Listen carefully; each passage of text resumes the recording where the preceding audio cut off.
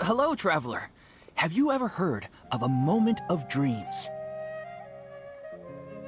Oh, that sounds like some kind of sweet drink. I'm afraid not. It's the name of an event we started to hold regularly. Dreams have become quite the hot topic in Sumeru, and many people are excited to share the dreams they've seen at night. The same goes for me. The last time I dreamed was when I was but a little child, so I can't help but feel excited and nostalgic about dreaming again. Oh, right. Everyone's able to dream again now. Yes, we organized an event to give everyone with new dreams a platform to freely share their experiences. And thus our event, A Moment of Dreams, was born. So, it's kind of like a fireside chat. You could say that. We hear all sorts of wild and fabulous stories every day. Really, why not have a listen for yourselves? Yeah, but to us, dreaming is as normal as breathing.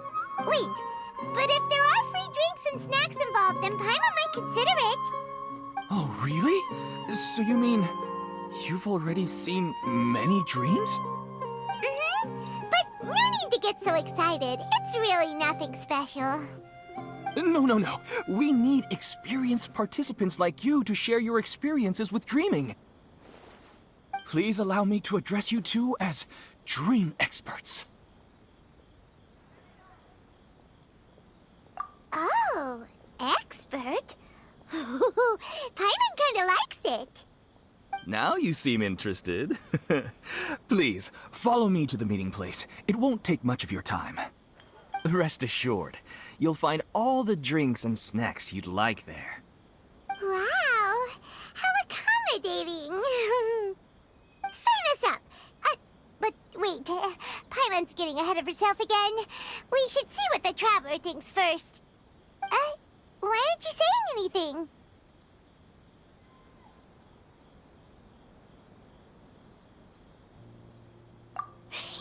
All right, hurry up and take us to be dream experts. Very good. Follow me then.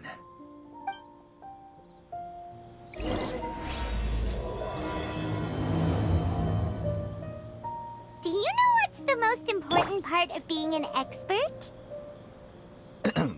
Well, I suppose it must be accumulating knowledge and sharing your experiences?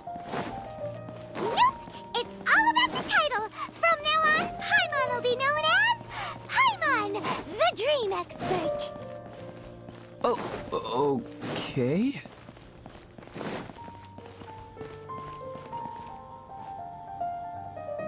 Sorry to interrupt, everyone. We finally have some real dream experts joining us.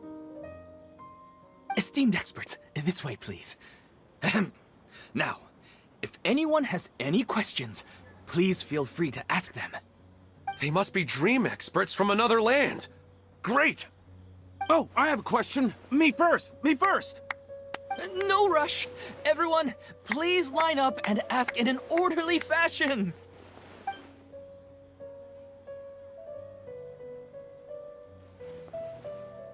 Whoa, Paimon didn't expect them to be so enthusiastic.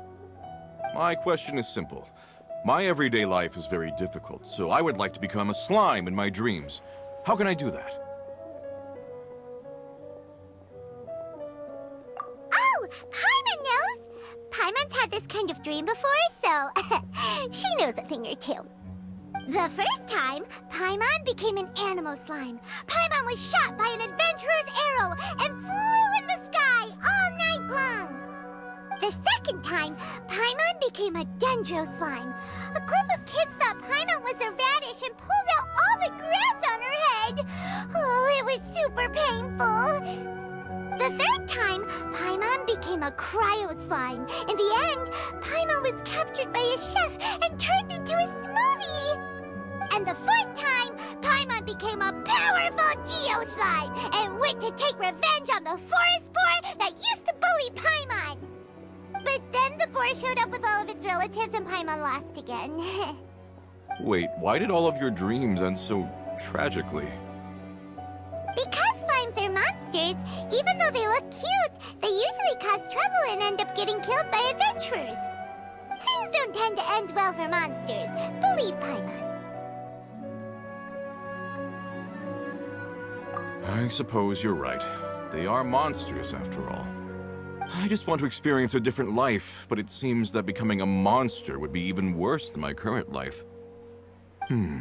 Maybe I'd be happier if I became just a regular finch. Or fish. Looks like being an expert is way easier than Paimon imagined. Next! Oh, it's my turn. Esteemed expert, I want to know what posture I should sleep in so I can have the same dream as the one I had last night. Well? Hey, you're supposed to be helping. First, why don't you tell Paimon about the dream you want to have again? Oh, it's quite ordinary. I sat and chatted with my wife on a sunny day, listening to the breeze blowing through the valley. Why don't you just find your wife and talk with her? There's no need to wait for a dream. Well, unfortunately, she passed away. Oh! Sorry. Paimon shouldn't have assumed anything. No, it's fine. I didn't make that clear. I just want a chance to see her again. Yeah, it's not really about posture. What you think about right before falling asleep is probably way more important. Oh, is that all I have to do? Think about it. If you're the one thinking about her, and you're the one that'll be dreaming about her, then it'll be easier to connect your thoughts and dreams. You do have a point. I'll give it a try tonight. Thanks for your wise advice. Oh, my turn, my turn. I want to know the name of the plant in my dream. I want to bring the souvenir box to my room into my dream. I dreamt of a raven flying over the wasteland last night. Does that have any kind of special meaning? Hey, no rush! One at a time!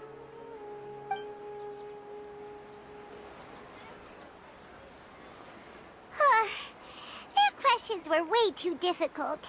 We don't actually know anything more than they do. We're just more experienced dreamers, that's all. You do have a point. It's more rewarding to explore and contemplate the meaning of a question than to focus on the answer itself. Right now, these people are like wanderers who've starved for 3 days and 3 nights and are desperate to replenish their energy. Any explanation they get now is like pure sustenance to them, no matter how good the explanation really is. Oh, and now that Paimon has said that, you know who comes to mind? Bingo! If she was here, she'd probably be making some similar analogy. Unfortunately, she's super busy right now and may not have time for gatherings like this. Dear experts, we have another guest who would like to consult you. But you saw how we answered all the questions just now. We're not really all that knowledgeable. Ah, but this guest is rather special.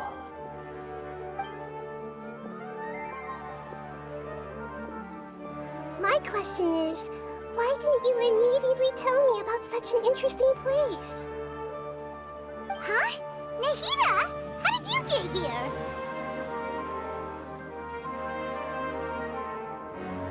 Interesting events like a moment of dreams don't happen every day after all.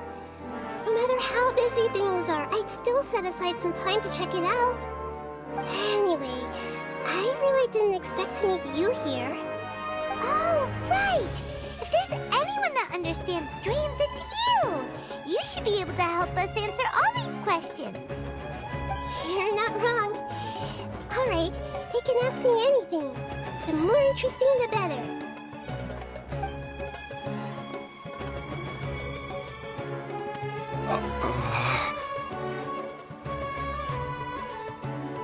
Huh? What's wrong? You're all so excited a minute ago. Why the sudden hesitation? Even so, it's not like I look super intimidating or anything, right? And in terms of reputation and renown, you've also done many great things in Sumeru, yet they didn't even flinch at you.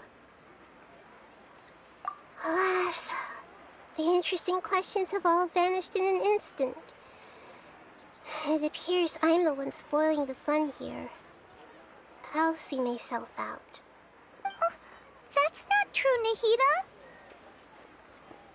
I don't want to get in the way of the original purpose of a Moment of Dreams, which is to let people gather here and freely share their marvelous dreams.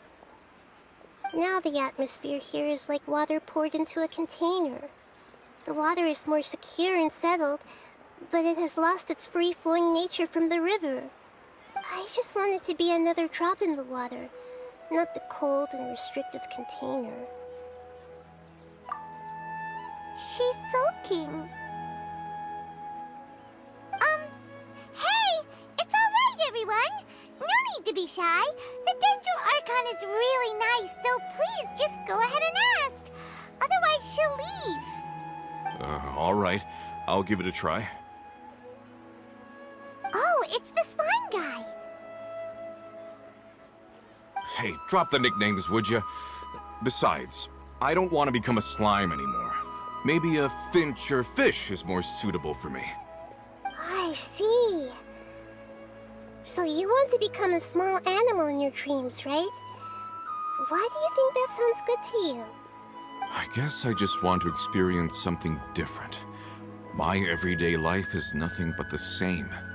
The sky is right above me and the ocean just over the horizon, yet I remain caged in a life of monotony. So you want to experience something new in your dreams? Sorry. I'm getting a little confused.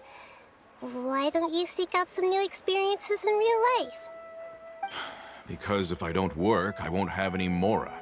Sure, I don't want to be out hammering nails and cutting wood every day, but I have aging parents and young children to take care of.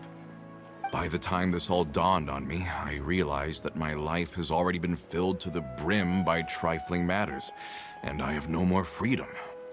But if that's the case, then even if you became a flying bird or swimming fish, you will still be hammering nails and cutting wood in your dreams. The reason is you've already been caged. It doesn't matter what your physical body turns into. Your mind will still be stuck in the same predicament. Really? That sounds pretty terrible. Then what should I do? I don't know everything that you're going through, but how about replacing your hammer? Huh? Replacing my hammer? That's right. Having worked for such a long time, you of all people must know what makes a good hammer. Well, of course. A good hammer needs to be heavy enough to drive the nail in with just a couple taps, and the handle has to have a good grip to it, not too smooth. Come to think of it, I haven't replaced my current hammer in quite some time. You should replace it. Then decorate the handle with something you like. Maybe some ornaments, fur, or hard leather wrapping. Then, write the names of your children on it. That makes sense. I think it'd give me a good boost of energy at work. A new sense of adventure often begins with the little things in life. You don't need to become a bird in the air or a fish in the sea. You only need to do your best in life, and all those things you cherish will become your source of happiness. Yes. Yes, I get it now. This is a real eye-opener for me. I'll go and pick out a new hammer right away. No, I should make one of my own. Thank you, Great Dendro Archon. That's our Nahida. Only you would know how to get right to the heart of the problem. Actually, I didn't really understand the problem. Huh? I gave him that advice because I once saw a worker doing the same thing. Whenever he became tired, he would look at some names on the handle of his tool. After a moment, he'd start to smile. It really surprised me at the time. My guess is that the names on the handle were of important people to him.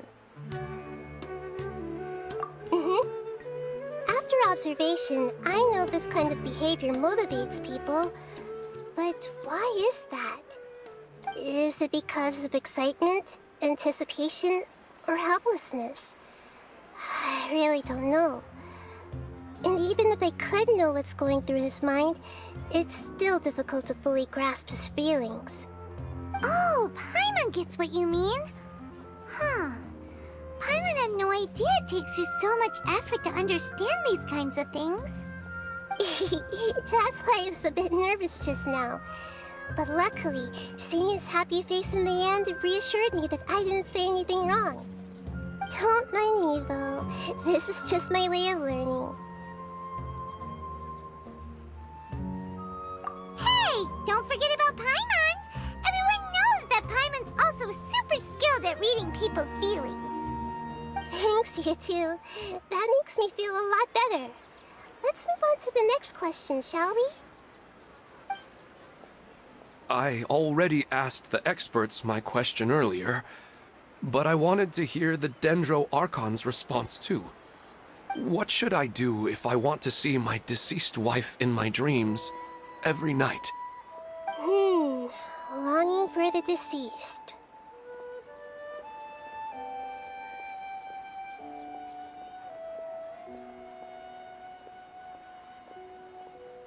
Even if you keep reliving those beautiful memories, it'll only highlight the emptiness in your real life. If your wife were still alive, she certainly wouldn't want to see you like this, would she?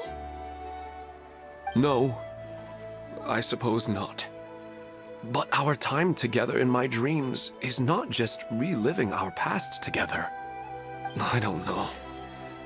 Maybe it's because I miss her too much. But it's really as if she had come back to life in my dreams. She even remembers each and every dream. After I wake up and then continue dreaming again later, we can pick up our conversation right where we last left off. That's really amazing. Statistically speaking, continuous dreams are extremely rare. It's almost as if my wife has obtained a second life in my dreams. But the more vivid she appears, the emptier I feel, and the more painful it is when I wake up. I don't know whether to call it a blessing or a curse. Maybe all of this is rooted in your deep longing for her. Were there any unresolved matters or regrets between the two of you? I don't know. I suppose my biggest regret is that I couldn't spend the rest of my life with her. I really felt like I was ready to move on. I wouldn't be so hesitant now if it weren't for these hyper-realistic dreams I've been having. Huh. You know, they say that whatever's on your mind is what goes into your dreams. But dreams are, and will forever be, just dreams. We are people living in the real world. It's not good to be overly obsessed with dreams. All it'll do is fill up your mind and eat away at your thoughts. Yes, I know. That's why I'm also a little disappointed in myself. I still need to take care of our child. And it's probably not good to let her see me in such a state. Anyway, thanks for your advice, Great Dendro Archon.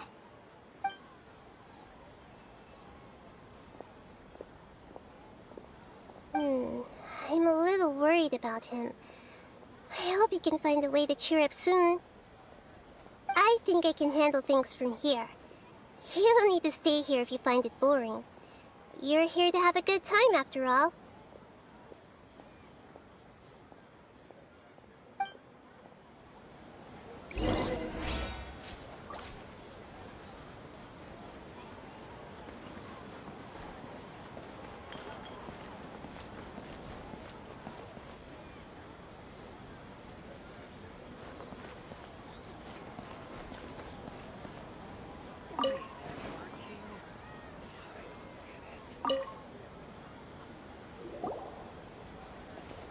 you feeling any better now? Yes. I think the Dendro Archon made a really good point. I need to stop dwelling on my wife like this and move on with my life. Now that I think about it, my wife and I always meet at a familiar place in my dreams.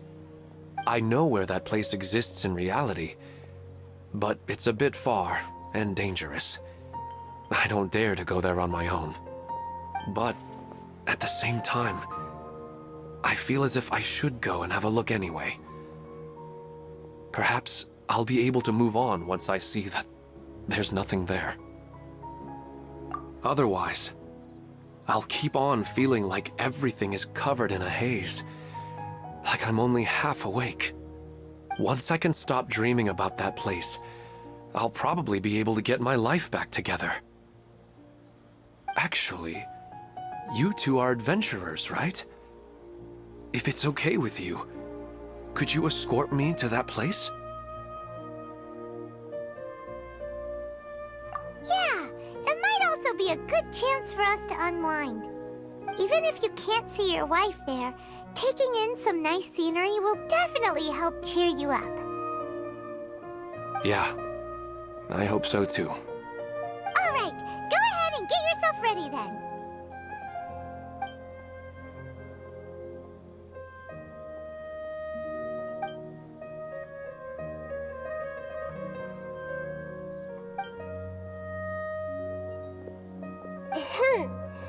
Are you headed off to some interesting place without telling me again? Huh? Wait, aren't you supposed to be answering questions? I just finished, and I really got a lot out of it. So many interesting and novel thoughts. Anyway, it looks like you're going somewhere. Why don't you take me with you? Oh, there's no need to trouble you, great Dendro Archon. I imagine you must have many other important things to deal with. No need to stand on ceremony. Besides, I wouldn't have asked to come along if I didn't have a good reason. I wanted to use this opportunity to discuss with you some things that are puzzling me right now. Huh. I didn't know the great Dendro Archon could become puzzled too.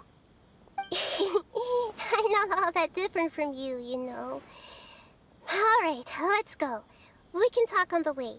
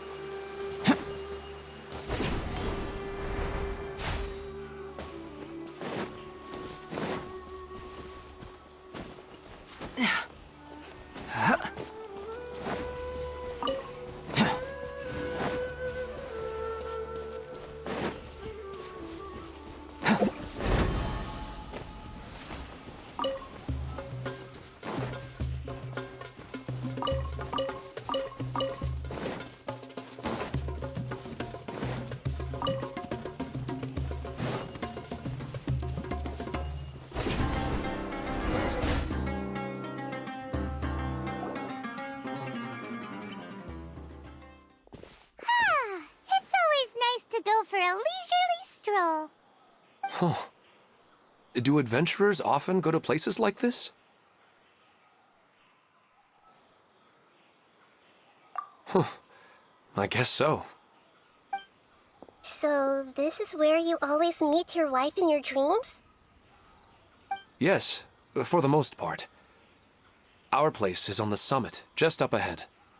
When I saw her in my dreams, we didn't do anything but talk about ordinary, mundane topics. I'd tell her about our daughter, Haidar, and she always listened intently. She would also reminisce about the past with me, telling me interesting stories and cracking jokes. It feels like no matter how long we may chat, it's never enough. Something sometimes it's the little things in life that matter the most. This is the part I'm a little puzzled about. I'm very familiar with dreams, and normally, they lack logic and continuity. But you said she could remember what you had told her before, right? That's right. She always listened to me carefully in real life, and now, she's doing the same in my dreams. She always surprises me with some details from our lives in the real world. The fact that she can remember such things makes me feel like she's alive. Whoa, that's pretty weird. Well, dreams are kind of weird to begin with. However, the problem is that his dreams have too much structure and continuity. Most dreams are far more fragile than you can imagine.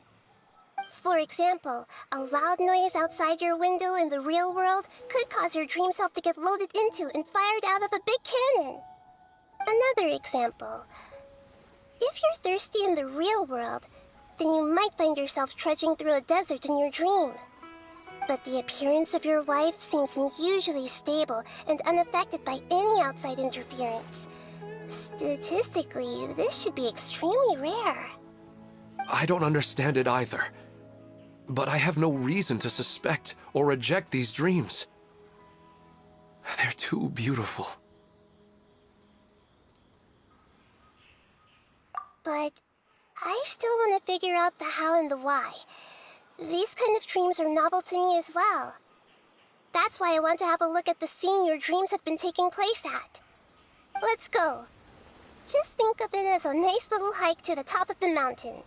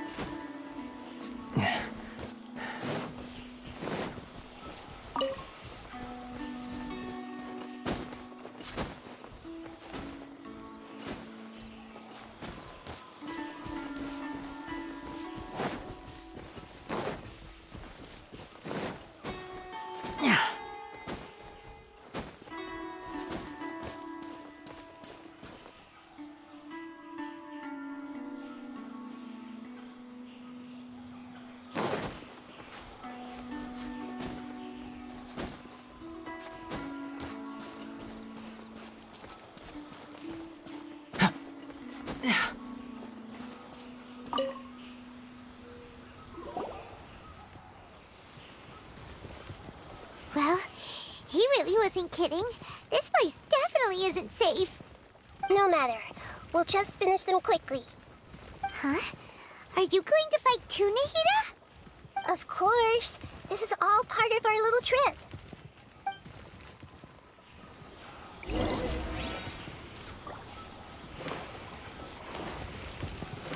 Command to memory.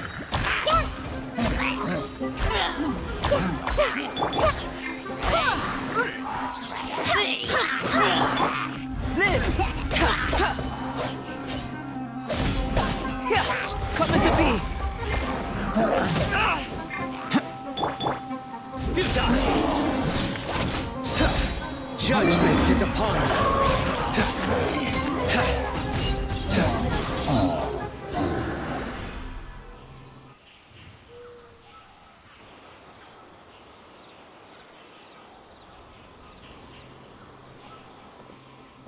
The scenery here is amazing!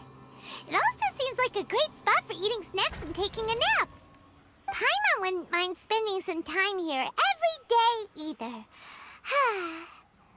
I've yet to see anything strange about this place. I do not plan to deny the power of longing. Such an intense but unquantifiable emotion could indeed have the power to organize dreams. His wife must be a really amazing person. Huh? Wait, where'd he go? Oh, so you are waiting for me here? Well, guess what? I've brought someone amazing with me today. When the Dendro Archon said she wanted to come with me, I could hardly believe it. I'll bring Haidar once I'm more familiar with the way here. She's been telling me that she really misses you. Huh? What's wrong with him? There's nobody there. Wait, Minar. Don't go that way. It's dangerous. Uh-oh, he's gonna fall! Catch him!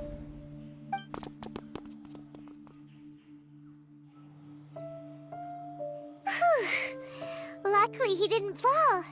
But what was all that rambling about? He also looks like he's passed out. He's in the dream now. What he said just now matches almost perfectly with the dreams he's described to us earlier. Oh, so he fell asleep and started to have the same dream? I find it a little strange as well, but we mustn't awaken someone while they're sleepwalking. All we can do is sit here and wait. Huh? Minar. Where's Minar? Oh, good! You're finally awake! What happened?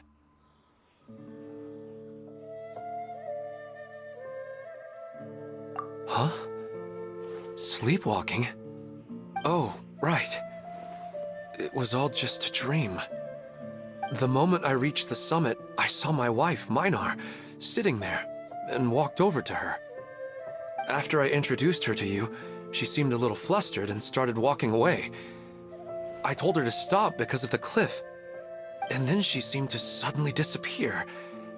A strong wind started to blow around me and the sky grew dark. When I realized something wasn't right, I woke up. That sounds pretty wild. Maybe you were just too tired. I don't think so. I slept a lot yesterday, and I don't feel very sleepy now. Maybe we've affected the way his subconscious constructs dreams by following him here. Anyway, all that matters is that you woke up safe and sound. I think I know what happened now. I'm sorry. If it weren't for you, I would have fallen. Let's head back now. Don't come back to this place again for the time being. Oh, okay. Nahida, what's on your mind? Paimon's a little worried now. We still don't have enough evidence to work off of, so it's hard to draw any reliable conclusions yet. But I'm concerned that Ilmon's case may not be unique to him. Oh, right! Come to think of it, there were lots of people from the event who had vivid memories of their dreams. Right. And not only at a moment of dreams, there may be people like this all across Sumeru. We need to understand what's happening and the rate of its development as soon as possible. Then there's no time to lose. Let's head back. Stop standing there, Ilmon. Let's go.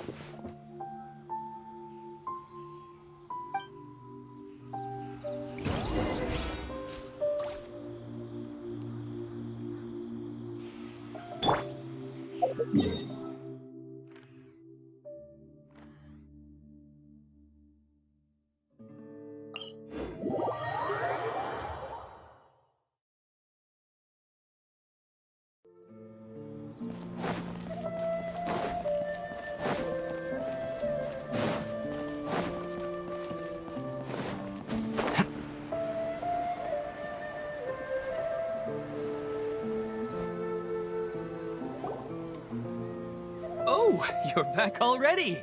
How'd it go? We have an emergency on our hands.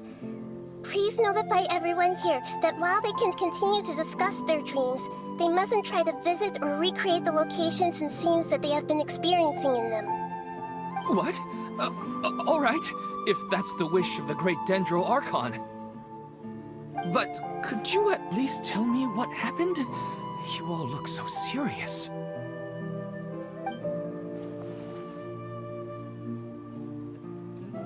I see. I never knew even a dream could be so dangerous. Don't worry. I'll be sure to notify all the event participants and inform the other staff members about what has happened. Using the event registration list, I should be able to contact more people that were interested in dreams and warn them about the situation. Thank you. That would be very helpful. Let me confirm if all of today's participants are still here. Atta has already left. It seemed that he was on his way to make a hammer, so that shouldn't be a problem. Oh, wait a second. Where's Katya? Has anyone seen Katya? Has she already left? Oh, I think she already left. She said there was somewhere she wanted to go. Oh no. Did she want to look for the place from her dreams too? Can you tell us where she went? Yes, she did briefly mention it. Somewhere near Chatrakam Cave. Alright, thank you. We'll go look for her. Please help us tell the others not to do anything reckless. Sure thing. Who would have known things would have turned out like this?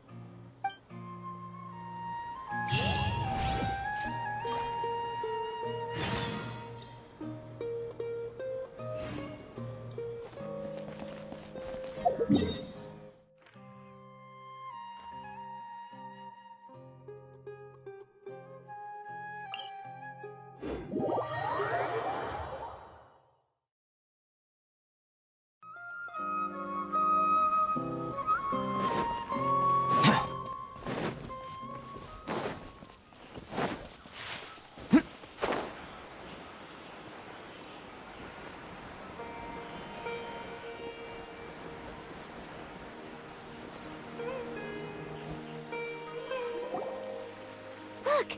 She's sitting over there! And surrounded by monsters! Come on, let's rescue her!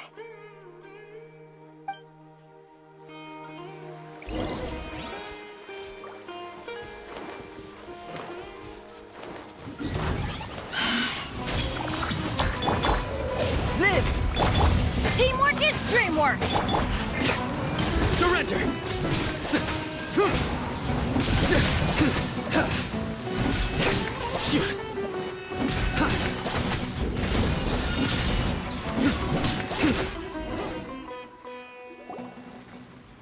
She seems to be in the same condition as Ilman earlier.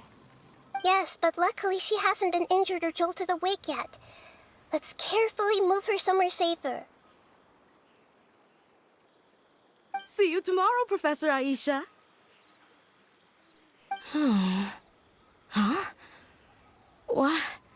Why am I back here again? Dreaming? But what about Professor Aisha? Oh, I see. It was all just a dream. Well, that makes sense. After all, it hasn't changed a single bit. Huh? What's it? Nearly 20 years, and it still hasn't bloomed.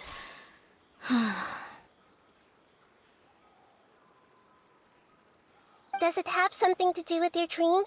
Please, tell us what you mean. Sorry. I'm still feeling a little groggy. Please give me a moment here.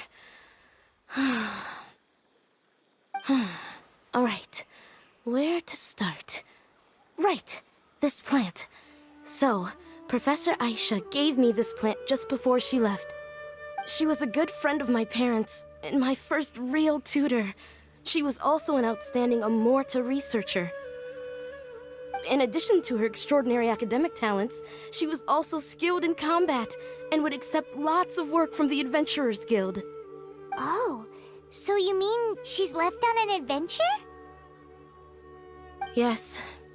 When I was about 10 years old, she told me that she must go look for the secrets of the Abyss, and that she would be gone for a long time. I grabbed hold of her and wouldn't let go. I didn't know what the Abyss was. I just knew that she was like family to me. She hugged me, and we cried for some time until I fell asleep. When I woke up, I was already back home. She still decided to leave, but had left behind a letter for me saying that I was the person she cared for most in this world. She claimed that investigating the Abyss could help more ordinary people protect the people and things they care about. She had obtained some important evidence during her past adventures. If she didn't set off right away, she might miss the perfect opportunity. Guess Ad Astra Abyssosque isn't just a slogan. She left a seed in the letter, telling me that if it sprouted and bloomed, then she'd come back no matter what sort of risky situation she was in. She said she looked forward to seeing me all grown up. But strangely, I've tried watering it, feeding it, everything I could think of. But I've never been able to get it to bloom. I even went to ask the Immorta researchers, and they couldn't explain it either. May I have a look at the plant? Of course. I was hoping the great Dendro Archon could help me solve this problem. Let me see.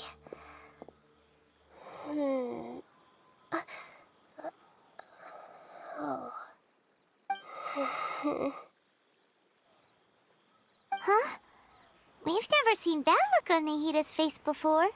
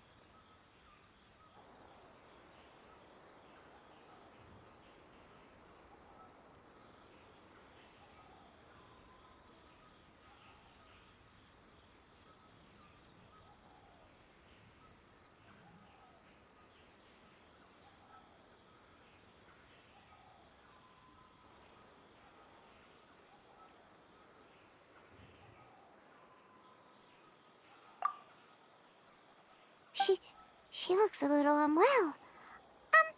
Hold on, we'll be right back.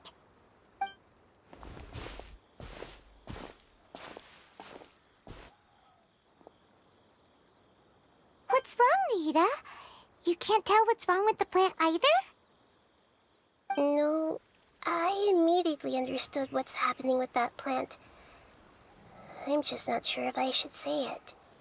This plant is not known to the academic world.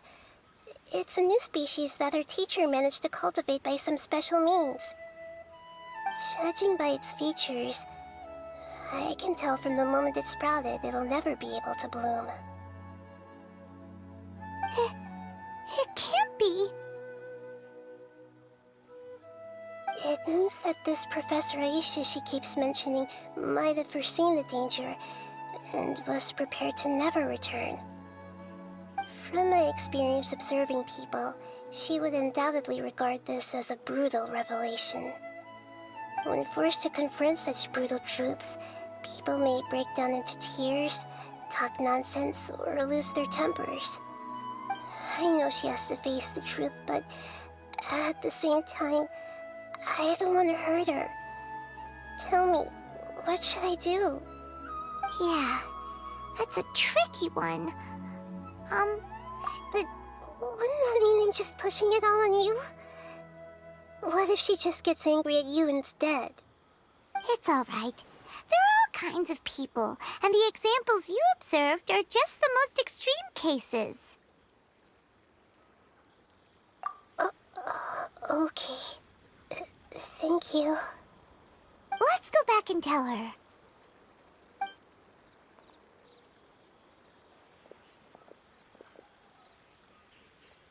Huh? It'll never bloom? But how's that possible? If a plant is unable to bloom, doesn't that mean it can't reproduce either? All that's left for it to do is slowly wither away. Are you saying she never intended to return? Seriously? So everything she said was a lie? But she meant well. Since the separation was inevitable, she hoped that you would be able to come to grips with such a cruel parting a little later in life. Yeah, her love, care, and attention to you, all those warm moments were real. I guess she had hoped that you could understand and respect her choice after learning the truth. I see. Sorry, I don't want to sound ungrateful, but it's just so much to take in. The dreams are so beautiful. Yet reality is heartlessly cold. I really thought she had come back. I had so much to tell her.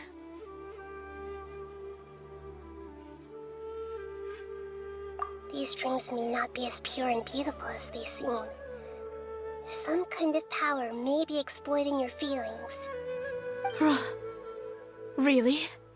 Yes. So with that in mind, until our investigation is completed, please return to the event and ignore any further temptations from your dreams. I see.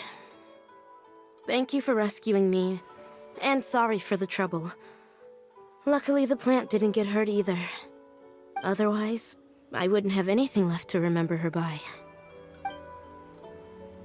Thanks, Traveler and Paimon. She seems to have finally accepted the truth, but I think she'll still need a long time to come to terms with her feelings. I saw her waver the moment you mentioned love. It was almost like a gentle rain, arriving just in time to put out a fire that was about to spread. It's because people have something called empathy. Empathy? I see. This is valuable knowledge indeed. By the way, you said there may be something that's trying to exploit their feelings. Any idea what that might be? Yes. What's common between Ilmon and Katya's cases is that they've both lost someone dear to them. And now, they get to meet the people they cherish in their dreams again, and the people feel more real than anything a regular dream could hope to create. Instead of interpreting it as a result of their longing, I have to consider a more antagonistic explanation. Someone is taking advantage of their longing. Yeah, they're just causing these people to dream. What are they after? This is exactly what we need to investigate. Anyway, let's pay another visit to a moment of dreams. I have a bad feeling about all this. I hope things haven't gotten any worse.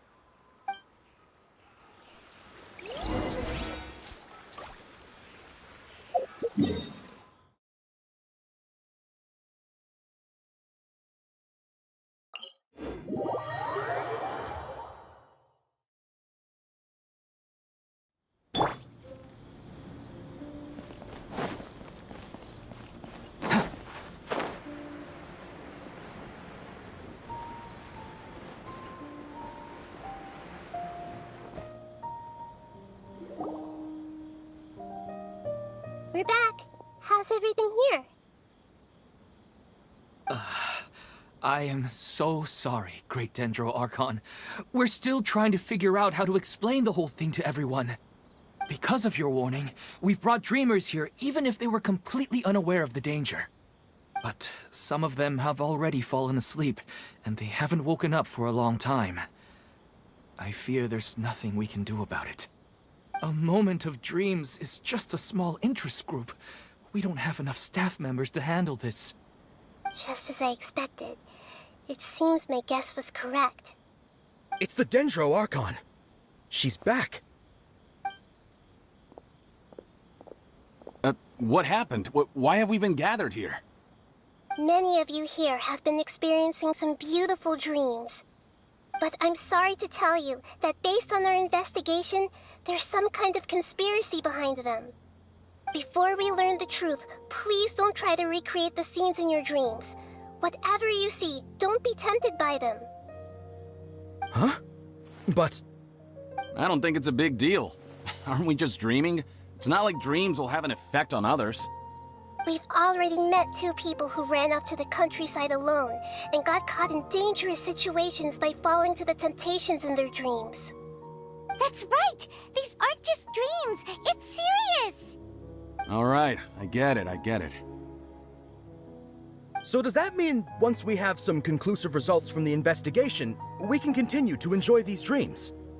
Yeah, I still want to visit my sister in my dreams.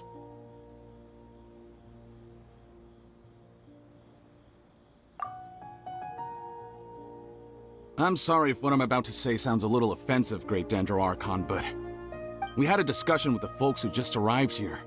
In all of our dreams, we were able to reunite with people who were very close to us. They all seemed as if they were alive again, which makes us reluctant to wake up. Yes, that's also what we've observed in our investigation. So if the results of this investigation would mean an end to those dreams, that'd be quite cruel to us. All of us understand the danger, but perhaps you can't quite understand just how much those people mean to us. I don't think everyone will be on board with the plan to abandon these dreams for good. Before the conclusion of the investigation, they'll at least want to meet the people in their dreams one last time and say goodbye. We've never had such a difficult situation before. It appears that not many people are willing to cooperate. So they still want to return to their dreams despite knowing the danger?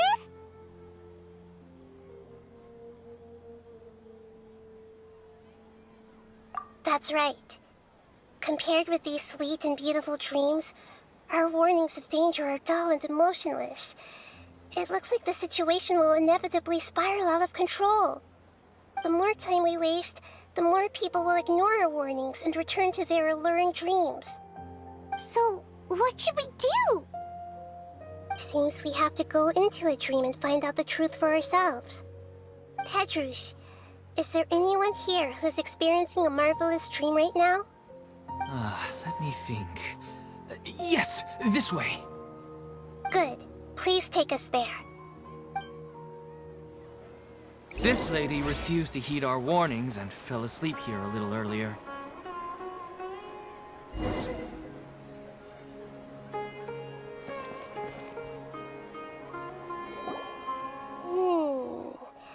She's only asleep and hasn't started sleepwalking.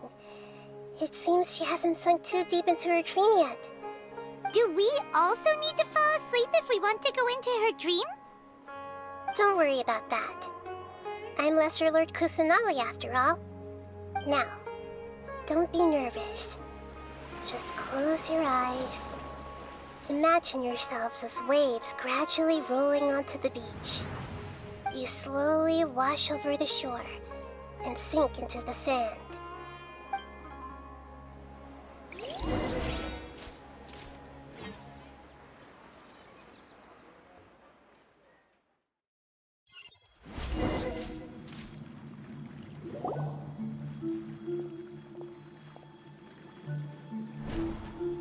What's wrong, Traveler? You look a little disoriented.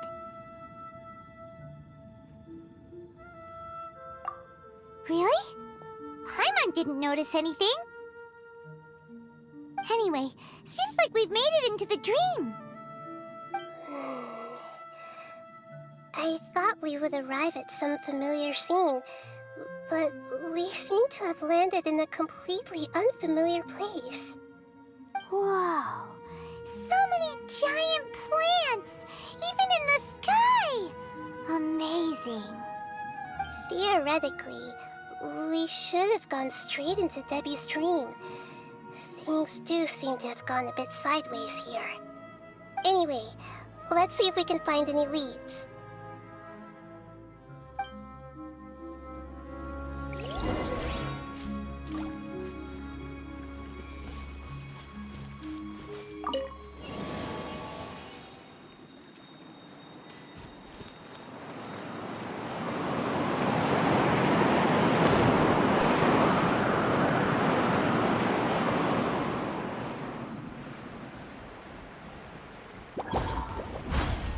Grow! Burst forth! Feel this ancient power!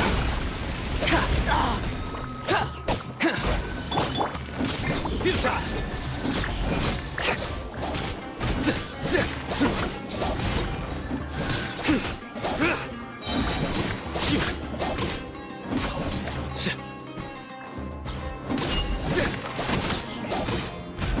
Nowhere to run!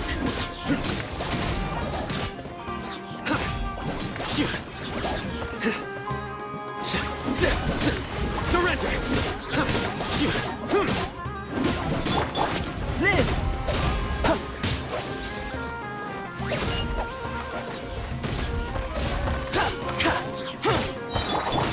Futile!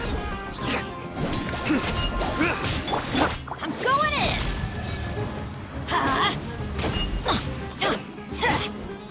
Let's light it up!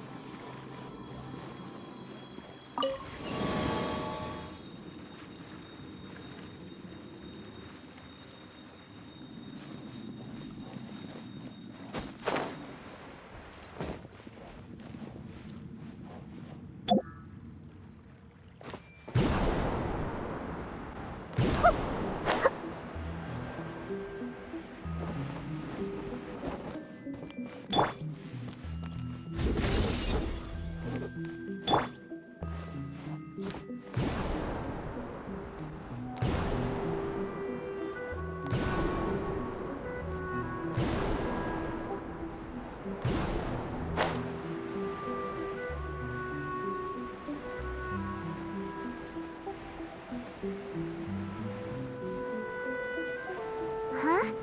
A door? Wonder where it could lead. Well, it's not like we have any other way to go now. Let's go in and have a look.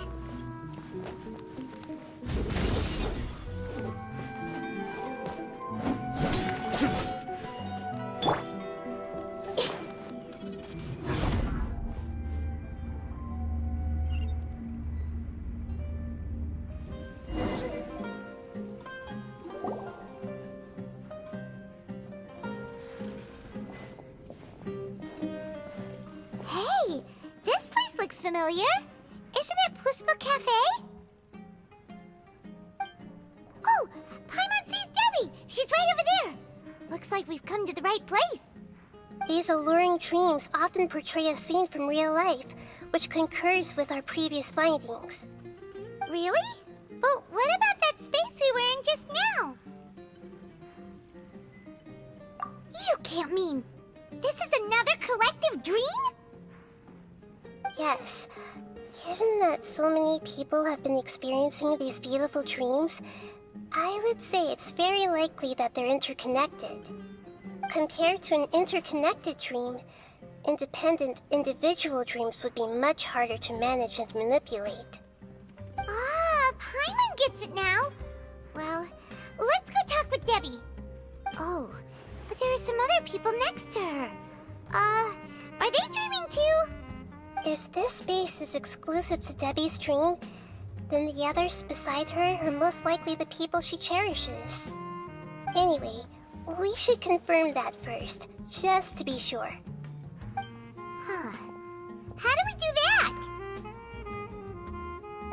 Just leave it to me.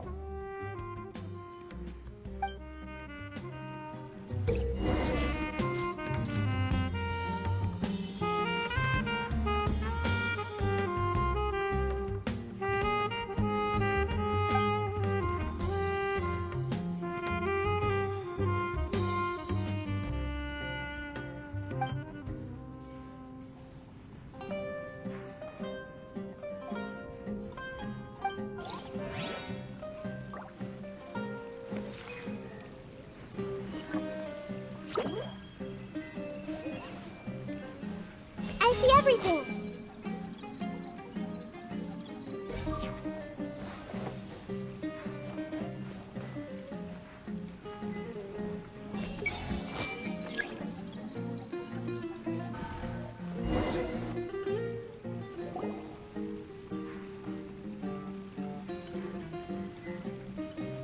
Huh.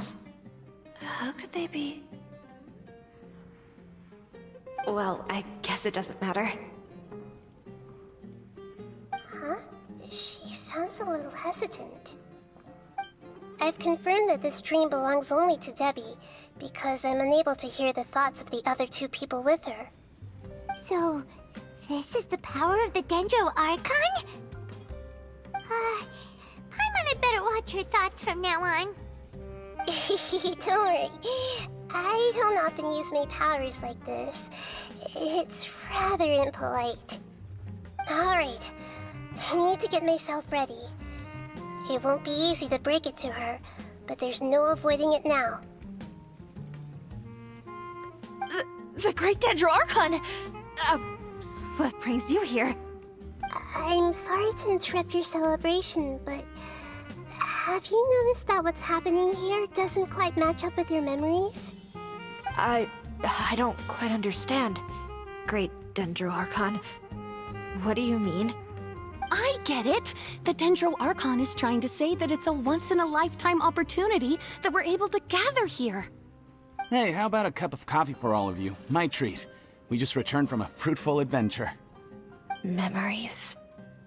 A once-in-a-lifetime opportunity? Think carefully. You of all people should know what really happened to them. Are you sure that meeting here and chatting the day away like this isn't just a product of your own wishful thinking? Yes. The reports from the Steambird were true. The ship they were on struck a reef and sank. And I never heard from Basima and Gaspar again. Hey, come on now! What are you talking about, Debbie? Yeah, trust your memories. Nothing you see here is real. I get it now. This is a dream, isn't it? But since it's my dream, it doesn't matter if this is real or not. I enjoy the way things are here. I no longer have to face the tragedies of real life. These friends mean the world to me. Nobody else can understand me like they do. There's nothing wrong with continuing this dream. Is there? I'm worried that if you were to continue dreaming like this, the lines between dreams and reality will gradually become too blurred for you. These dreams will always give you what you want, while reality remains full of pain and difficult situations. If you're not careful, you can get hurt. Don't worry. I still have control. I won't let it go that far. Are you sure? Hey, how about we put all this troublesome stuff aside and get back to our coffee and snacks, hmm? Whether it's just a dream or real life, you should be happy. You can't just brush off something like this. We don't even know how you people got here or where you even came from.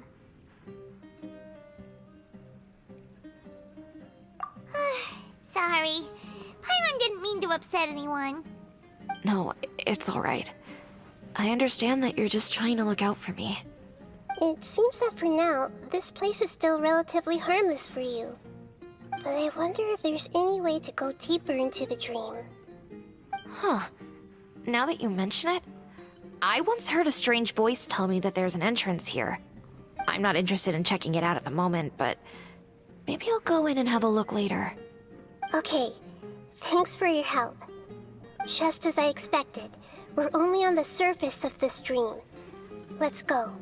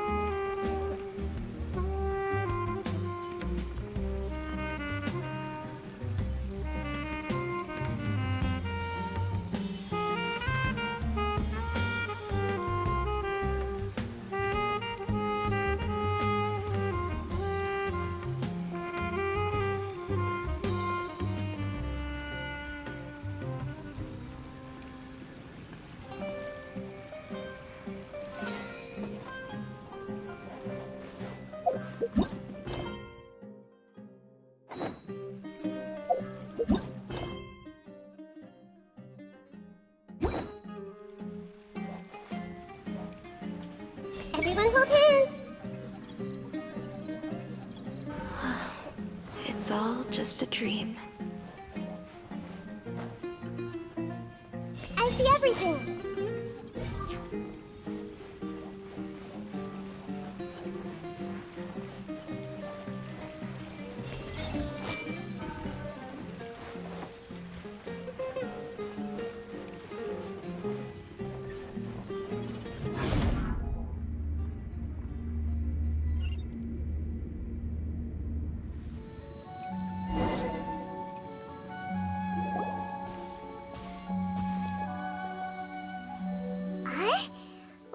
Doing here again? Wait a second. We were just up there. No, down there? Did we go up or down? Don't panic. This is how dreams work. We've left Debbie's dream, but the dream is still continuing onward. I'm not sure where it'll lead us. This dream has the ability to create imaginary people, which is why people are so unwilling to wake up. If it weren't for what we just saw, Paimon might still find that a bit hard to believe. I have a guess. If these dreams are connected, then there should be some sort of order to them. The fact that Debbie was able to realize that she was dreaming means that she is not very deep in the dream yet. But the space we're in has been turned upside down. Do you remember the characteristics of dreams that I mentioned earlier? Oh, right! Dreams are chaotic. That's right. It's possible that we're heading deeper into this dream now, and the deeper we go, the closer we'll get to the essence of the dream. Right! So the answers might be waiting for us deeper in the dream! Yes, and we should get ready for whatever we may encounter.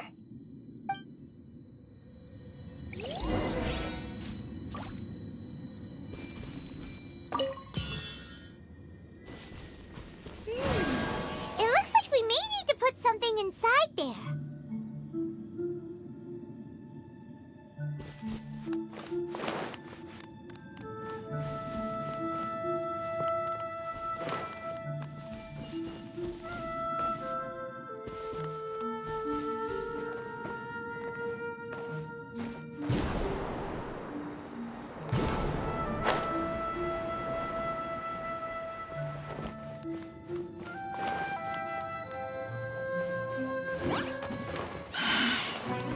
Commit it to memory! Through me, justice is served. Their penance is due. Guilty. You stand condemned.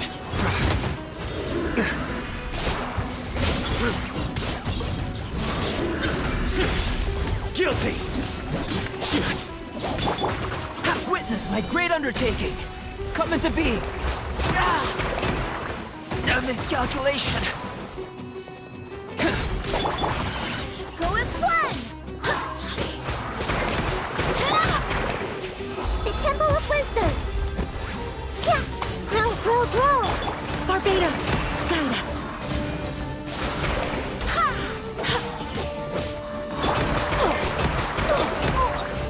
Everybody stand back!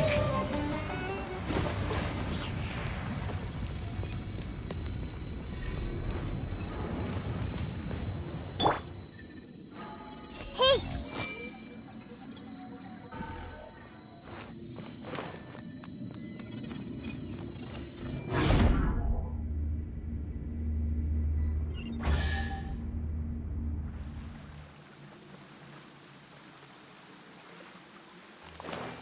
Whoa! When it rains, it seems to disappear slowly.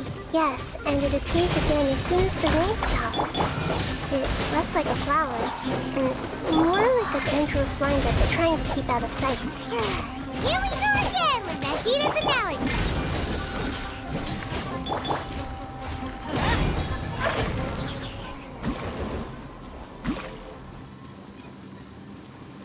Adventure time.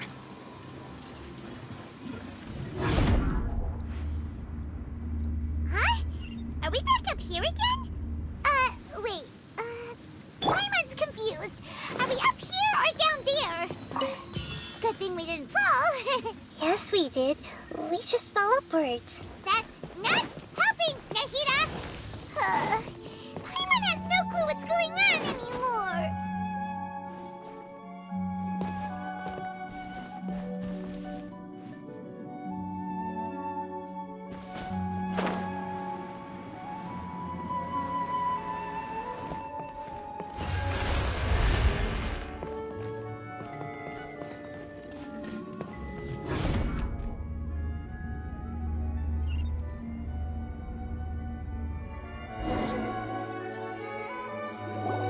Wait, weren't we already here a little earlier?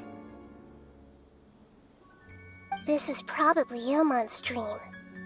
Huh? Why would he start dreaming again?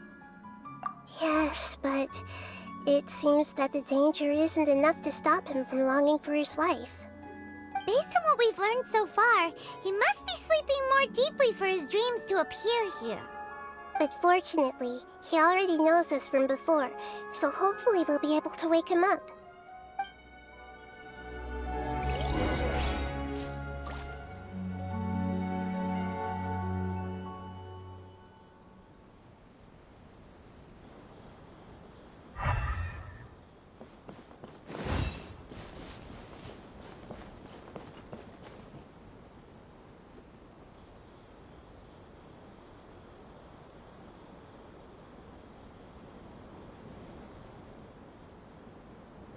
Ilmon! Oh, it's you. Incredible. I didn't know you would appear in my dream, too. Did you say dream? Wait, so you know this is a dream? Of course. Such good things rarely happen to me in real life these days. Here, let me introduce everyone. This is Minar, my wife who I mentioned before. And this is our daughter, Hydar. Hello. It's a great honor to meet the Dendro Archon. Whoa, Dad! You know the Dendro Archon? That's amazing! And what's this? Is it a new toy? No, it's Paimon, not a toy! Anyway, now's not the time for that! Nahida, this doesn't seem to add up with what we were expecting. You're right. Let me think for a bit here. Oh, right! We didn't see him in a moment of dreams earlier. Paimon thought he'd gone home. Sorry. I just had to make sure that Hydar could get a chance to see her mother.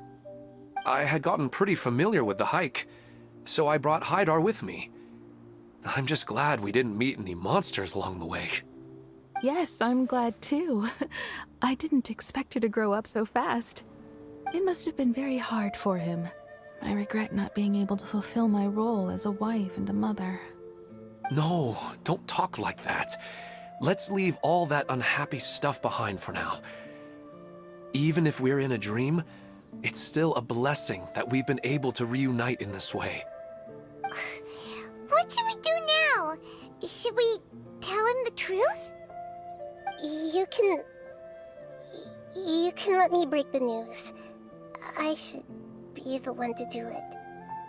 I'm sorry, but I should tell you that your dream did not create us. We are real people with our own consciousness. Like the last time we met, we are still investigating this dream, and we've already learned some things about it. So you mean there's something nefarious with this dream as well? Ilmon, what's going on? It seems the reunion of our family is destined to only be temporary. Huh? Is Mom leaving? Maybe. But in all likelihood, that is indeed how things will end. Oh. No, Mom, you can't leave! I'm afraid I don't quite understand what's going on. Don't worry, Haidar. Mom's not going anywhere. Please, don't cry. Minar doesn't understand any of this. I'm fully aware that this is a dream, so that's why I've never told her the truth, but... Never mind. It's not like I would know what to say. I mean, I don't get any of the complicated stuff. But regardless of whether this dream is good or bad, you're here to resolve it, right? Yes. Then please, let us enjoy this moment for just a while longer. Regardless of whatever caused this dream to come to pass, I feel extremely grateful to have had the chance to reunite with my family. But does this dream really have to disappear? I'm afraid so. Sorry. Aww. Okay. I see. Please, come this way. You can go even deeper into the dream by heading in this direction. I have heard that the further down you go, the more pleasant the dreams become. And the more you want to stay. The answer you're looking for may also be found there. Go ahead. Thank you for helping us, and I'm truly sorry. You're welcome. It's not like I have any say in the matter. I'm just an ordinary person, after all. Who am I to interfere with the work of a god? I'll be right behind you. I should at least let Minar and Haidar know what's going on here. Otherwise, my daughter might be mad at her mother after we wake up. We're not doing something bad, are we, Nahida? That depends on how you define good and bad.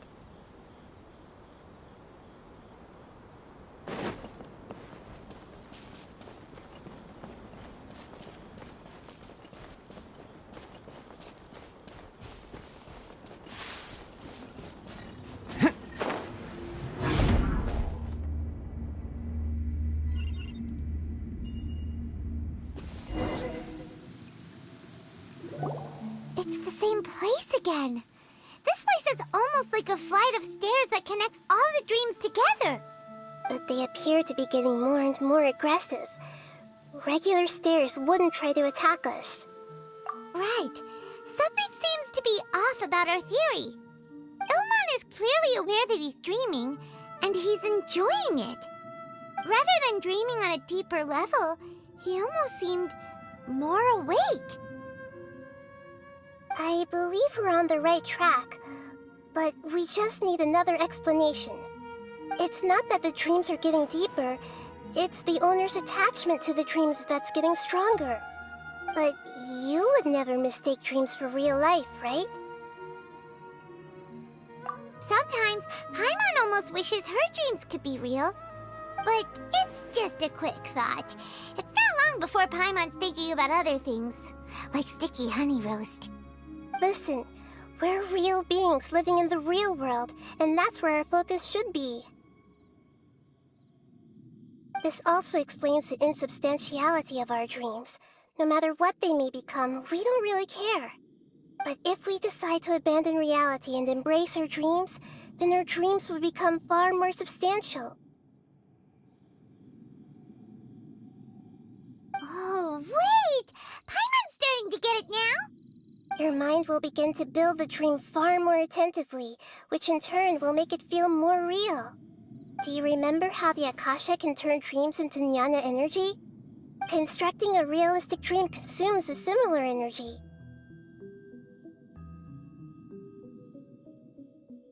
Does that mean there's a host of these dreams here like Milu during the Sub-Zero's festival? If we wake that person up, this collective dream will end, right? Mm-hmm, most likely. But the collective dream in Sumeru City was created by the Akasha, and now the Akasha has been turned off.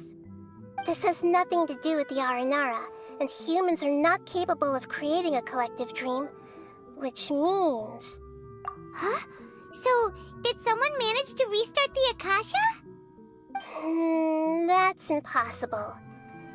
But they are probably a scholar of the Academia who had a close connection with the Akasha. Even so, how did they manage to do it? And how did they choose the host? Yeah, we haven't gotten to the end yet. Once we know their motive, all the questions will resolve themselves.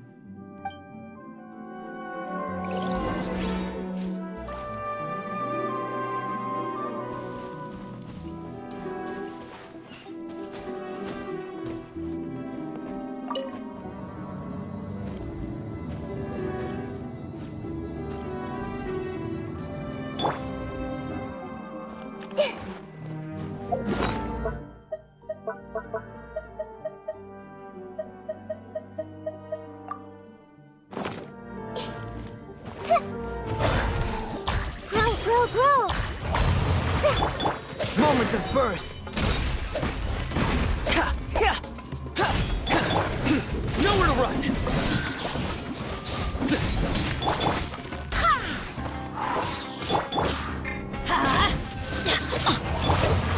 Share my knowledge!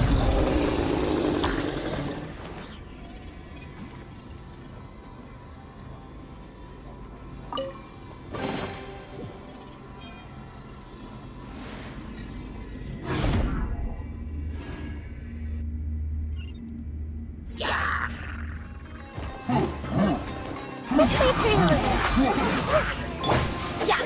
Teamwork is dreamwork! Wind, hear me! Your sins weigh upon your soul! You stand condemned!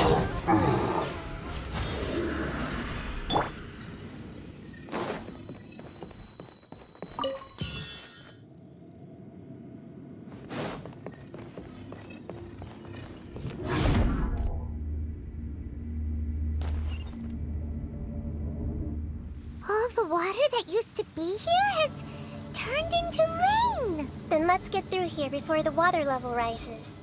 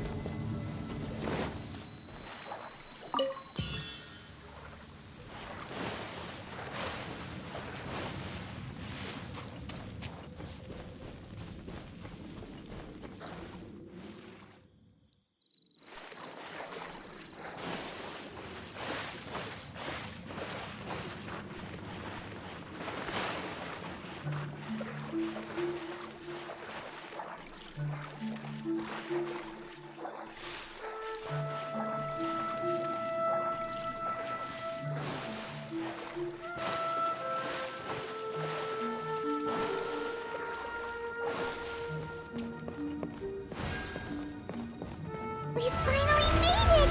The destination is right ahead!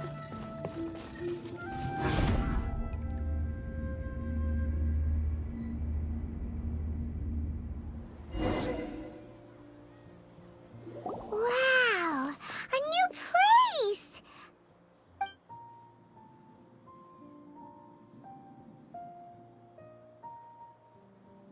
Well, it's just new to Paimon in this dream. This should be the final destination. Huh? Really? Yeah, these are just ordinary city streets. I have powers related to dreams, so it's usually easy for me to tell who's dreaming and who's created by dreams. I guess only those who have thoroughly accepted this dream will be able to come here. There are so many people here. How can we find the host? Don't worry, I have a way.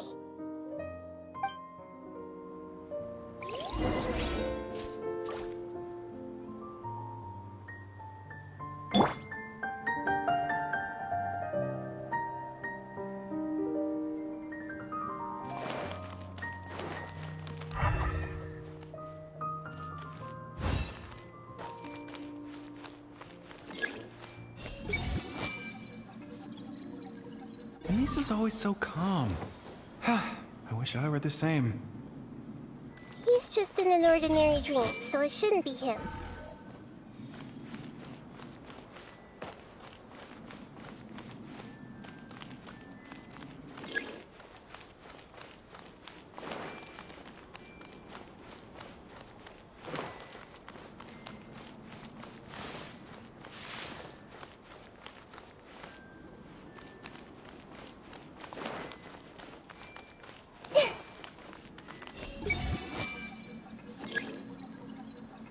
Shadia has such good taste.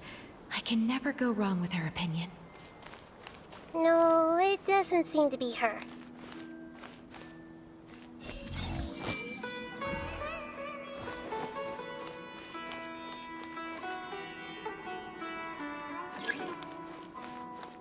Everyone hold hands!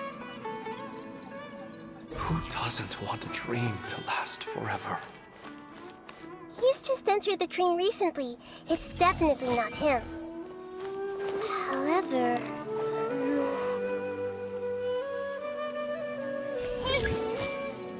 Sometimes I wish Rakesh could be more assertive, but I guess I'm also happy enough with the way things are. No, it's not her, unfortunately.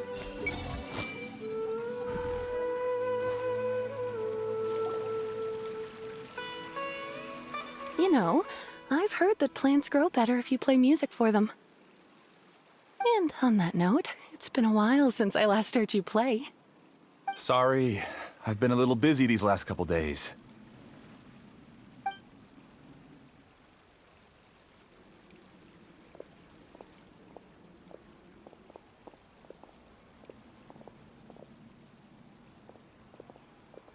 Oh, the Dendro Archon. What a pleasant surprise. Oh, welcome, Great Dendro Archon. And your companions, too. Welcome. I'm Amira. I run the flower shop here. And this is my husband, Moses. Yes, how may we help you? You already know all about me. There's no need for all the pleasantries. Perhaps I should call you the dream's owner? As expected of the Dendro Archon. I'm sorry, Amira. It seems my research has attracted the Dendro Archon's attention. Why don't you go back to the flower shop? I'll come help you a little later. Okay, of course, dear. I'll see you later.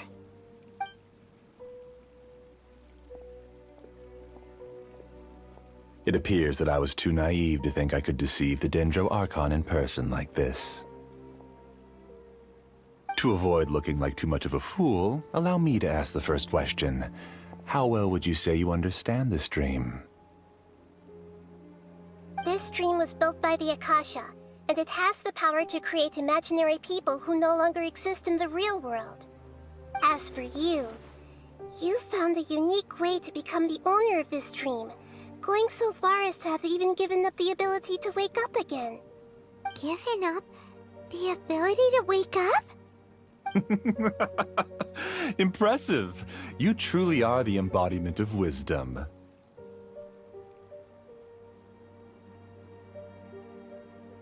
Please, tell me how you were able to arrive at such a conclusion. In return, I'll answer the question you're most curious about. It's simple. Apart from you, this space only consists of real people who are dreaming and imaginary people who are created here. Although you are here and appear no different from the others, I can't sense your dream. How can I wake up a person who's already awake? Fascinating. Since you're the fully awake owner of this dream, it can never collapse from you waking up. Theoretically, this should also give you absolute control over this place. I have to admit, it really doesn't get much better than that. But even knowing all of that, one question remains. How did you do it? Isn't the answer right in front of you, great Dendro Archon? It's because I've dedicated my entire reality to this dream. I uploaded my entire consciousness into the Akasha when it was still running.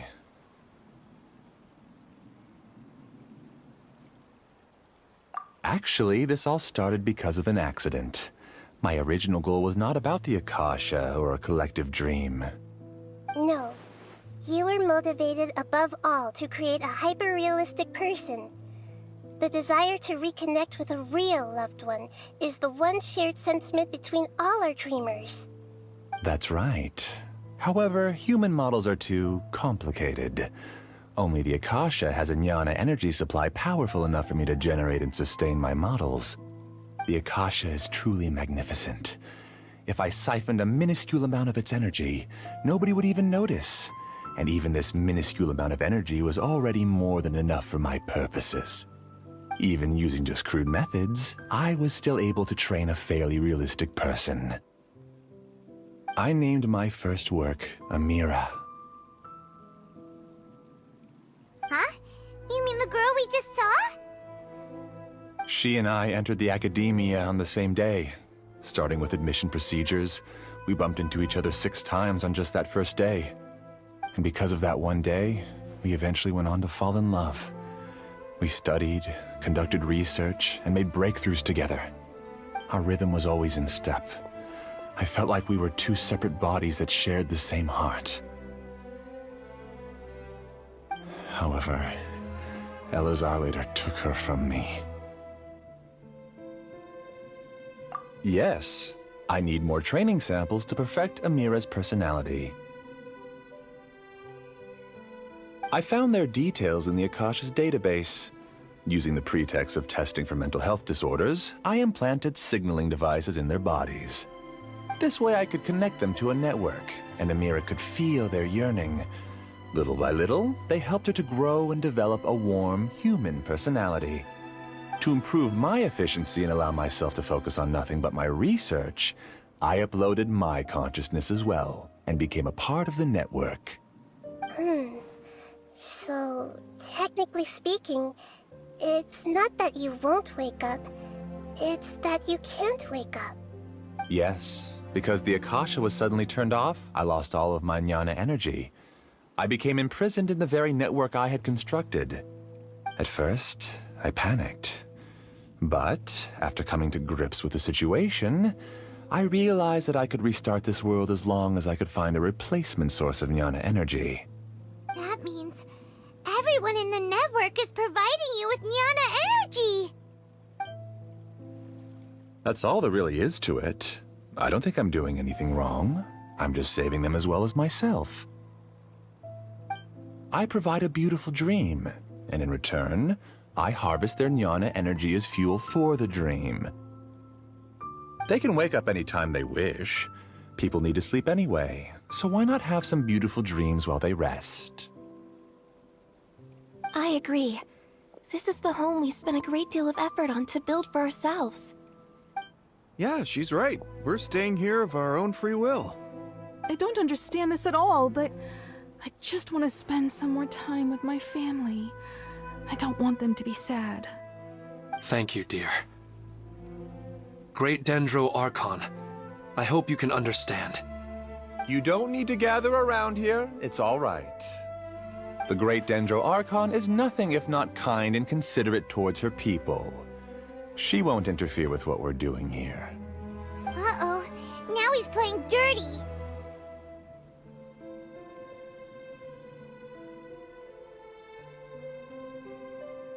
It seems like I won't need you to answer my last question. You're willing to tell me all your secrets because you have nothing to fear. If you use real people as your weapon and turn them against their Archon, then there's nothing the Archon can do. They just want to be with the people they cherish. I don't think there's anything wrong with me providing them with that opportunity. They don't wish to eternally part with their spouses and friends. What's so wrong about that? If you understood humans a little better, or had also experienced firsthand the absolute devastation of loss, then perhaps you wouldn't be so cold towards us.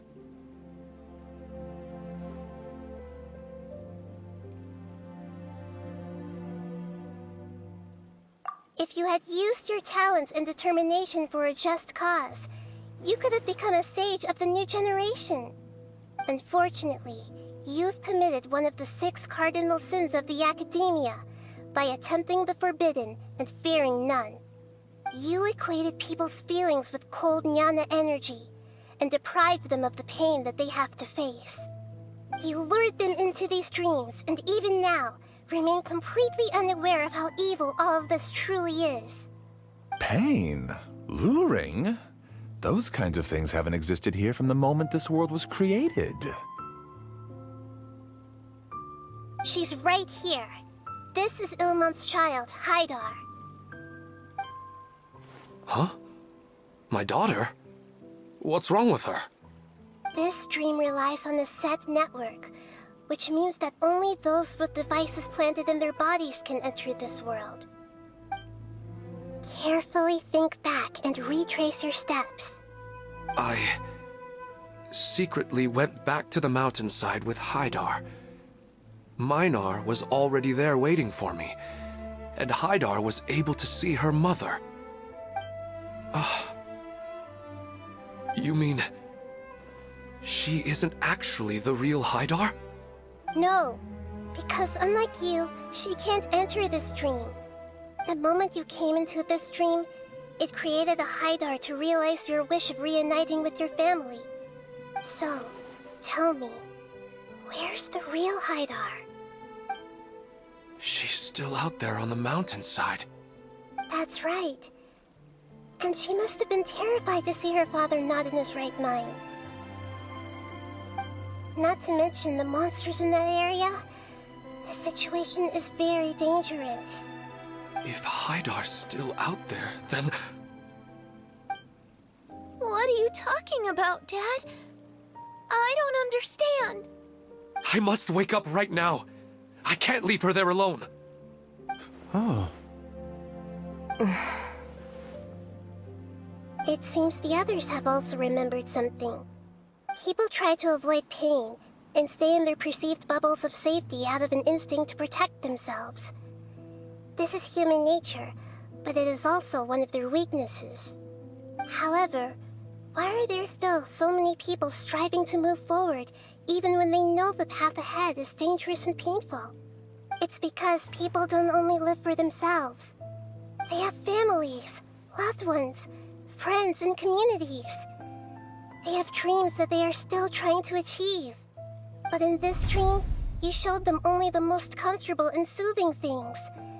This entire world has been built on the foundation of buried and unseen pain. It's all just a well-devised scam. It seems like I've stayed in the dream for too long. I still have so many things I haven't done. Huh. I thought gods didn't understand humans. That would have explained why they created such a flawed world where countless tragedies took place. I didn't expect you to arrive at the answer through sheer power of observation. But unfortunately, it means nothing now. If you wanted to spend a little time in the waking world, go right ahead. In any case, I wanted to spend some time alone with Amira. As long as this dream continues to exist, you'll come back. Humans aren't as strong as you think. And even if you're a god, they won't always listen to you. It's time to purge all the extraneous data and noise.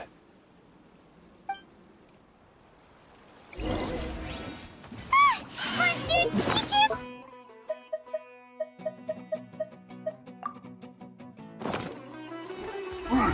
Committed to memory, all of you. Please get out of here and find somewhere safe. I am master of this dream. I can create endless waves of monsters with the snap of a finger. Don't worry, they'll wake up before they get hurt. Amira doesn't like to see others in pain. If you know what's good for you, leave now! Come into be! Surrender!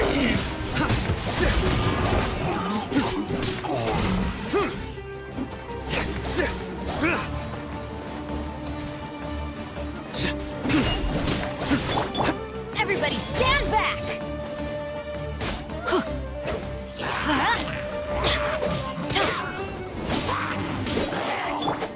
The Temple of Wisdom! Grow! Burst forth! Feel this ancient power! Come into being! Burst forth!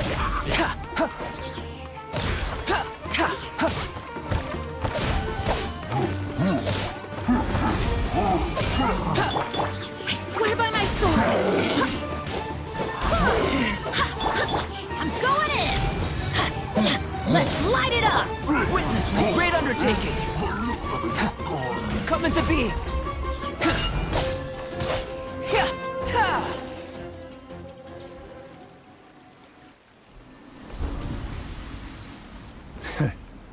You haven't won just yet. This dream is mine! If I go into hiding here, not even an Archon can ever find me. And as long as people yearn for happiness, they will return here and rebuild this paradise! Hey, stop! What's that? This dream is spiraling out of control and is collapsing now.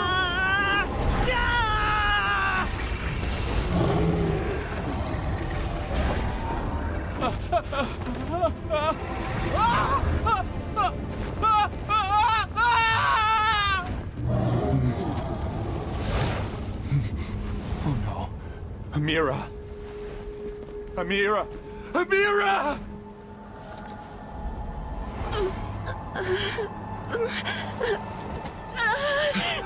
Amira, are you all right? I don't feel well. No, no, no! Please, no!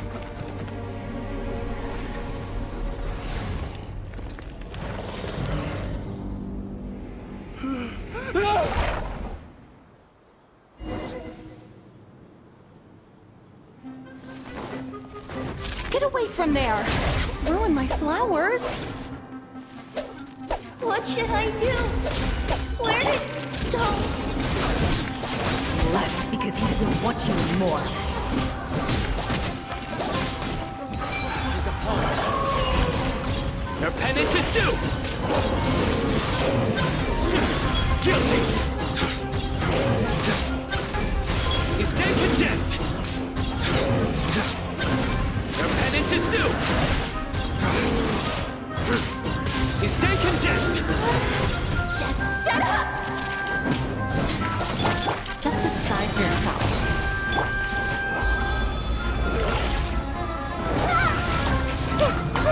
Everyone hold hands! Yeah! Futa! Let's run! Who am I? I'm not Amira. Glad that's over. What happened just now? He's not very proficient in using the Akasha's technology, and he spent a lot of Jnana energy creating monsters. Now the system is out of control. All the people he created also turned into monsters, including Amira. It's terrible. horrible, even for a dream. Even Paimon's freaked out.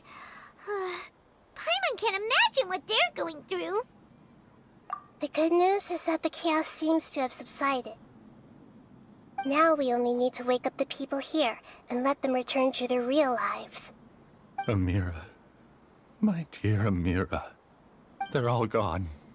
It was just a big dream after all. I couldn't change my fate, and my knowledge turned out to be useless. What a cruel world.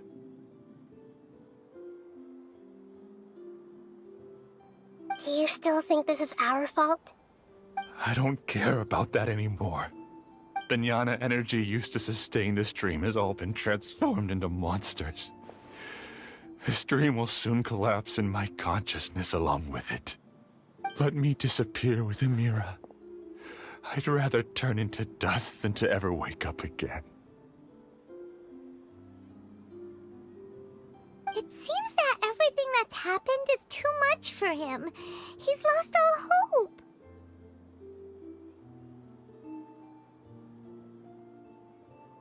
I think seeing Amira turn into a monster was punishment enough for him. After comprehending the hollowness of the unreal, it's time to revisit the meaning of existence. Existence? I'm different from the others. I've long given up everything outside of my consciousness. Using my knowledge of the Akasha, I have a way to extract your consciousness from here and put it inside a knowledge capsule. The Academia has probably kept your body, so you should be able to wake up soon. No need.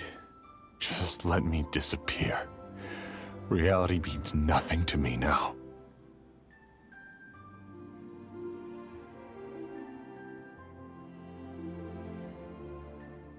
This isn't compassion.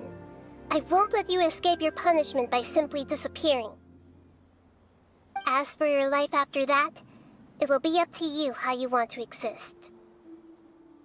Alright, Traveler and Paimon, we should go back. We can finally wrap up this whole thing.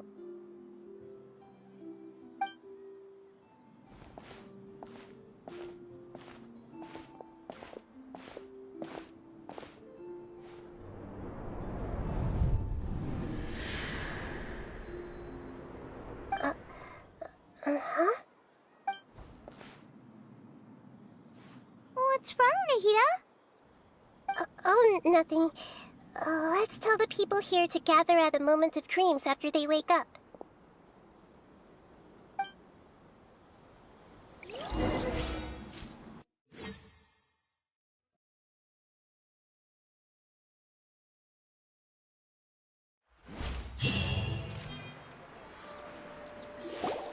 Oh, great!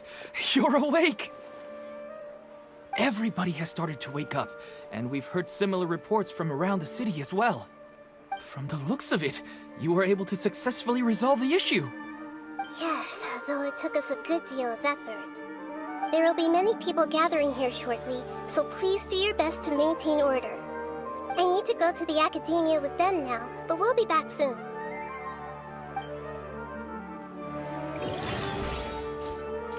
Are we going to ask about that scholar? Yes, but it may take some time for him to wake up after his consciousness returns to his body. We can leave the rest to the Matra.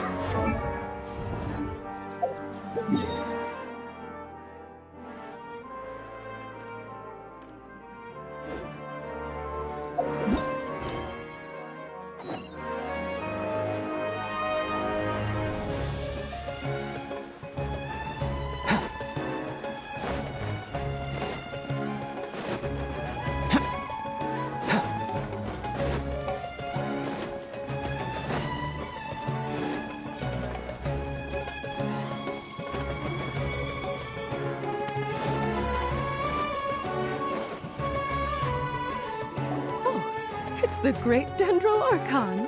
How can I help you? I would like to check the registration records of a Kashara War scholar. He should be in an unconscious state right now. Okay, just a moment.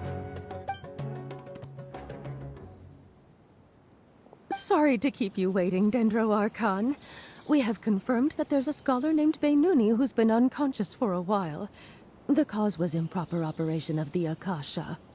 He hasn't regained consciousness yet, and is still receiving treatment at Bimarstan.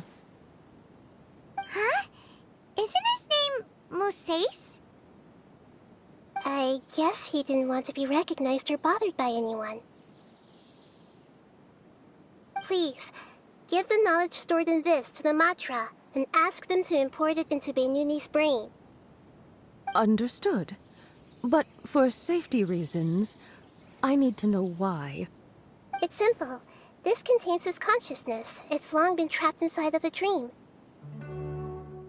He's committed an act that affected the safety of Sumeru. After he wakes up, I'll inform the General Mahamatra of all the details.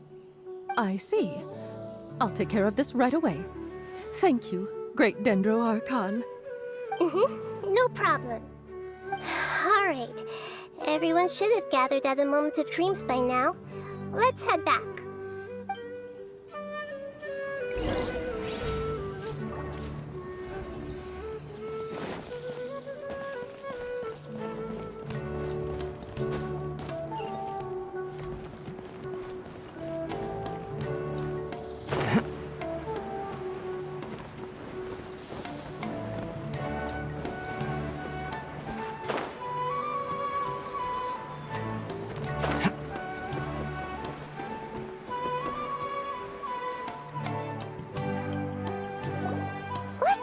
And just listen in. I wonder what she's going to say. Hello, all of you who have just woken up. I'm sorry for interrupting your beautiful dreams. I may have acted a little cold when handling things in the dream. I sincerely apologize for that. Dreams have amazing power. They inspire us to remain resolute in the face of adversity, and help those with aspirations achieve their desires. But dreams also have the potential to exploit people, confuse the senses, and distort the truth.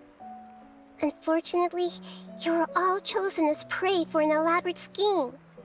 As I've said before, I am still learning, and cannot fully empathize with the pain of all the loss you've experienced. But just take a good look around you, and you'll see many other people who have had similar experiences. You should be proud that you've been able to gather here and look toward the future together. The path of life is long, and it's hard for us to see the destination. This leads us to ask a lot of difficult questions. What's the meaning of life? What's the purpose of my existence? Why do I keep experiencing pain and loss? Of course, the most comfortable choice is to stop progressing, give up thinking, and just keep repeating whatever you're already familiar with. Whenever you have such thoughts, just look at the people and things around you. Some people work hard all day so that their families can have a hot meal on the table at night. Some people travel all over the world in order to create art that resonates with all of Teyvat. Some venture in search of the world's secrets to prevent rapidly approaching, yet still unknown, world-shattering catastrophes. Life is not just about yourself. Each and every one of your actions shapes you and the world around you. Look, friends and family will remember what you've done, and even some people you've never met may benefit from your actions. Therefore, many people will strive forward to forge new paths, even if they have to endure great pain to do so. Once you begin your journey on that same difficult yet rewarding path, you'll come to know the answers to those big existential questions, yet they will no longer feel as life-defining as they did before. But if you were to believe that life is nothing but an empty, ephemeral dream, then that's also the only thing it'll ever become. You're free to choose how you want to live your lives, but as your Archon, I should first make this information known to everyone. In the end, it's up to you whether you want to embrace a beautiful dream at the cost of your real life. Nahida said she wanted to speak with us alone. It seems like she went to the plaza in front of the academia.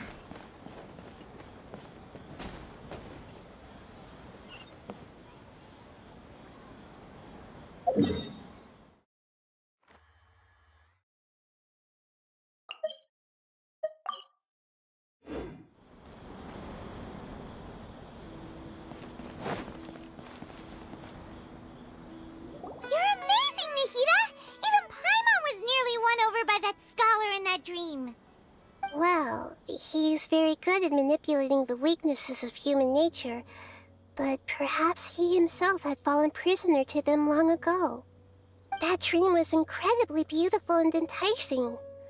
Ordinary people couldn't see through it and easily lost themselves within it.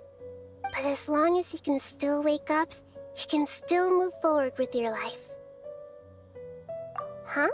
What makes you say that? Right! You said that you didn't understand human feelings, but we saw how considerate you were with all these people. Your speech just now really connected with everyone. You did a good job!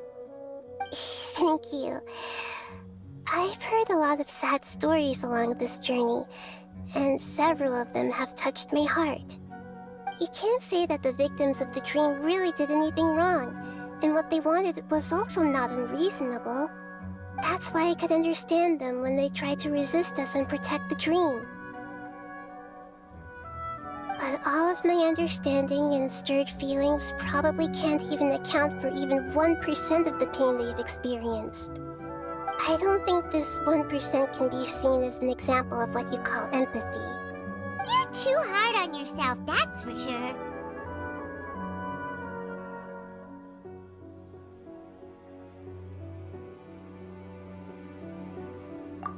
Alright. I suppose going out into the world will help my confidence grow.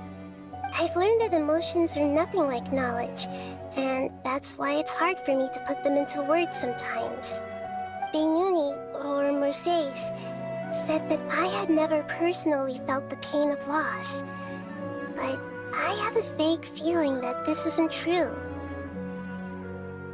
The moment I entered the dream, I felt like I was wrapped in a blanket of warm feelings.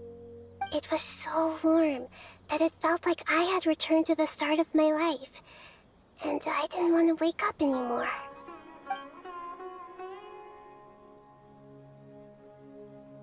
But when I opened my eyes, the feeling was gone without a trace. If I have to make an analogy for it, I would say I can no longer see words on a piece of paper after they have been erased, but I can still see the slight indentations of where the words had been written. But now that I've experienced this dream, I think I can say with confidence that I won't dwell too much on the meaning of that warmth. It's enough that I can tell I was once supported by that warmth, and its existence has allowed me to get to where I am today. If I dwell too much on its exact nature, I would be putting the cart before the horse. I gave a speech to inspire my people, so if I were to fail to live up to those words myself, then that would be too embarrassing.